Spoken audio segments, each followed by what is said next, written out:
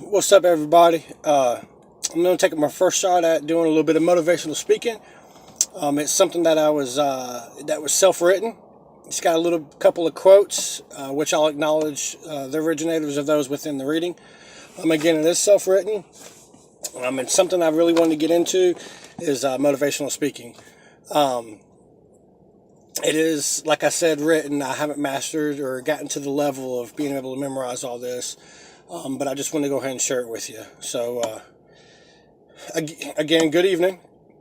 Recently, I've discovered something that I want to pour my efforts and my time into. Something that makes me feel grounded, in tune with my thought process, and in hopes it's going to help somebody else along the way. All right. So let's go ahead and get started. My name is Brandon Ray Morgan. I'm 38 years old today, and I'm also 10 months sober today from the disease of alcoholism. It's something I'm very proud of, and it's very true to my heart. I've been told by reputable sources that if I allow God to come into my life and take sobriety serious, great things would come to change. Doors beyond my wildest ideas would start to open. This is exactly why I'm standing in a position that I'm standing in right now and sharing with you on this video. I've recently found that I want to train, develop, and exercise my mind to take on the ultimate task of motivational speaking. I have a passion for writing and have since I was a little boy. I prefer to do my writing in the form of poetry, but I wanted to challenge myself outside the box and see what kind of enjoyment I can by revealing something bigger than me.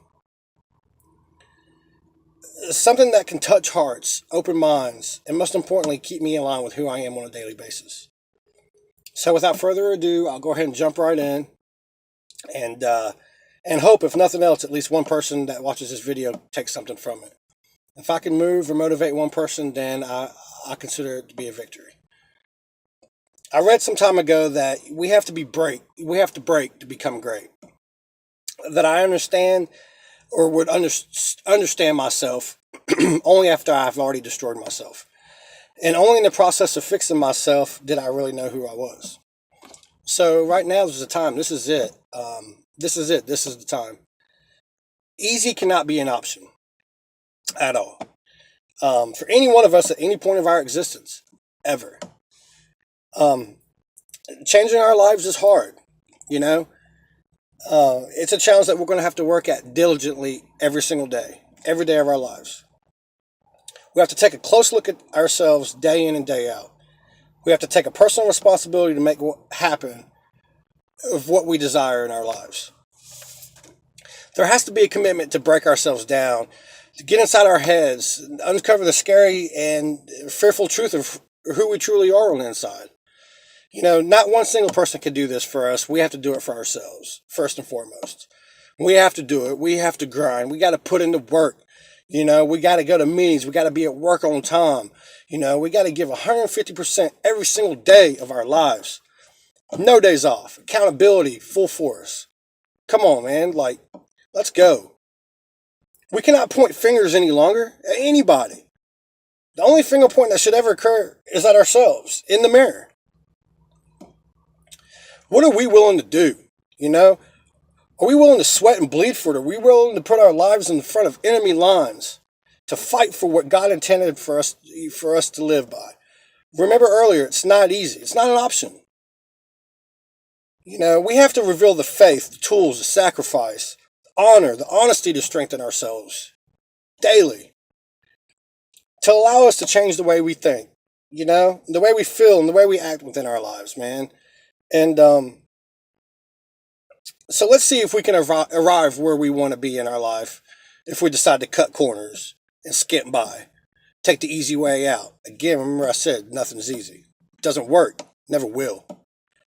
What if we decide, not to strive for greatness, or if we decide to sleep in every chance we get? Oh, I don't have to be at work till da-da-da. I'm going to sleep in. Instead of getting up and doing something motivational, something to better your life. Pick up a book, read. Not for me, but go run. Go running around the park. Anything besides just sleeping in and wasting that day away. What if we remain the same lazy, inconsistent, selfish people we've been, while we're out here running and making those bad decisions? Which brings me to a quote. I would like to quote someone who's been inspiring me to great amounts here lately, and his name is Mr. Eric Thomas.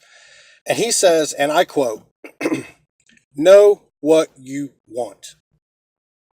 What do you want in your marriage? What do you want in your son and daughter?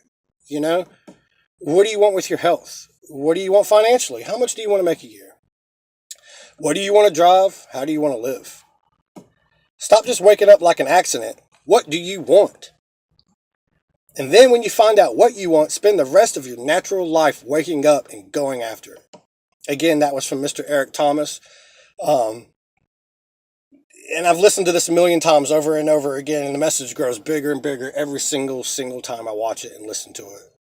And or it gives me strength, it gives me courage to go after for what I want, you know? And so to Mr. Eric Thomas, I thank you. You've motivated me to limits I've never seen before. And I thank you for that. There's no time to be part-time. We can't have $1 million dream with a minimum wage work ethic. You know, it just doesn't work that way. It never will. And you must believe that. If you don't, then we've got to pick up a book and do some studying here on life in itself. You know, I'd rather surround myself with people that struggle, that fall down, you know, but they don't ever tap out, you know, but they're the ones putting in 150% of their work ethic. You know, 150% on a daily basis, putting in the work. I'd rather be around those people than be around somebody that skimps by, you know, cuts corners like we mentioned earlier, you know, and become successful doing that, you know, luckily, but only putting in half the work. You know, where's the integrity in that? Where's the motivation in that? You know, I don't want to be the lucky guy, you know. I want to be the hardworking, deserving guy. And it took me a long time to realize that. Again, like I said, today I'm 38 years old and I'm still learning my own life. You know, we have the right to decide what will lead us to what we want. You know, everyone that's watching this video is intelligent, you know, courageous and beautiful. We need to tell ourselves every day how awesome we are. Remember the finger pointing in the mirror? Well, go to that mirror, point that finger, and tell yourself you are an awesome person. You're incredible. You're a hard worker. You're worth something. Don't ever let anyone take that from you, because they can't. They can't. It's yours. You own it. Now I know for myself, I have to go as hard as these feet can hit the ground, shaking the earth, rattling it, just dominating, letting the world know that Brandon's on a mission, and I will definitely run anybody over in my path if they try to slow me down with any of that negativity, that self-pity, that why me, like I've lived that life, I can't do it no more. You know, if they're trying to pull me away from my goals and my aspirations, I'm running them full speed over like a freight train. I want to live my life to the fullest today. We have to get up daily and pray and grind out every day, you know, never give up, do work. You know, we have to practice. And another personal inspirer of mine is Mr. Les Brown. And he says, and I quote, practice makes what? Well, in his video, when he says that, the audience says, perfect. Well, he immediately responds, absolutely not. Practice does not make perfect. You know, absolutely not. Dislodge that from your mind. Practice only makes improvements. You know, perfection, it doesn't exist. They need to take it out of the dictionary. It doesn't exist. Practice only makes improvements. You can always better your best. You have not done your best work yet. You know, as long as you are here, you have a chance to transcend yourself. So don't believe in perfection. It doesn't exist. It only makes improvements. And again, that's from Mr. Les Brown. I'd like to thank him for that. That moves me and motivates me very much. And that translates pretty powerful to me. So moving on. Without standards, we can't change anything. We can't change anything. There are people we can't change. There's places we can't change. There's things and situations that we just can't change. Can't. But what we can change is our minds and how we use it. You know, we're over full responsibility and power of that. Our beliefs, our willingness, our structure, our self-respect, our dignity, you know, our self-worth and our values, our honesty, our passion, our integrity. Those are the things that we can control. Those are the things that we definitely can change. Now, change is scary. Trust me, I know I'm scared as hell right now. You know, I'm not scared because I'm speaking into my, you know, my cell phone to hopefully tons of people that will view this. Hit like, by the way. And but just for knowing, I'm scared to know that I have to change habits, ideas, motives, decisions, surroundings, etc., in order to keep me and my family safe from the hatred in this world that it has so mastered. The hatred in this world that it has mastered. Scary. Um, and there was an old movie. Some of you may recognize it, some of you may not. But there's an old movie called Menace II Society. And there was a character named Kane. It's an old gangster movie from like the 90s, I believe. But Kane's grandfather in that movie asked him if he cares whether he lives or die. And he couldn't answer him. During the film, Kane was making bad decisions and doing things that would absolutely show no credit worthiness to empowering his own life. And at the end of the movie, Kane was murdered by a drive-by shooting while packing his car to move to Atlanta to better his own life. Now, what's funny about this situation is the narrator of the movie went back and asked that same question again. And Kane responds, yes. Yes, I do. But it's too late. See, I don't want it to be too late for me. I'm wanting to make decisions and changes in my life before anything like that was to happen to me. Um, my life was so clouded without any direction, and I didn't know the answer to that question either. But in the restoration and faith in God, and clearer thinking and positive mindset, I can now answer today that yes, I do. I do care whether I live or die, and I'm not finished. None of us are finished writing our stories yet. So we must carry on. One of the most serious things that can and will hinder our lives is a bad attitude, hands down. Um, it's not reality to be happy all the time, but we can adjust and challenge ourselves to handle, different situations without housing that bad attitude. Believe me, this is possible. There is power in positivity, and I have witnessed it on so many levels. Confidence and focus is a very vital part of success in our lives. It can sharpen our minds like a knife in which we could use to carve out our accomplishments in our dreams. We have a right to dream. Steve Jobs, he had a dream. Jackie Robinson had a dream. Amelia Earhart had a dream. Rosa Parks had a dream. John F. Kennedy, he had a dream. Dr. Martin Luther King, he had a dream. These pioneers that I just spoke of went on to die with these dreams that they made reality. And I say that because I don't want to die with a dream. I want to die with a memory within myself that I made by going after what I want, fighting for it. A couple subjects that stand out to me are passion and integrity. So what is passion? It is a strong and barely controllable emotion by the, Webster's Dictionary is what it says. Um, I can go around saying stuff like, I found this great woman, she's so good to me, she takes care of me. I found this great job, this company takes so good care of me, or I could have passion about everything I do and have that desire to win, that I could be blessed with that great woman or that great job or what have you.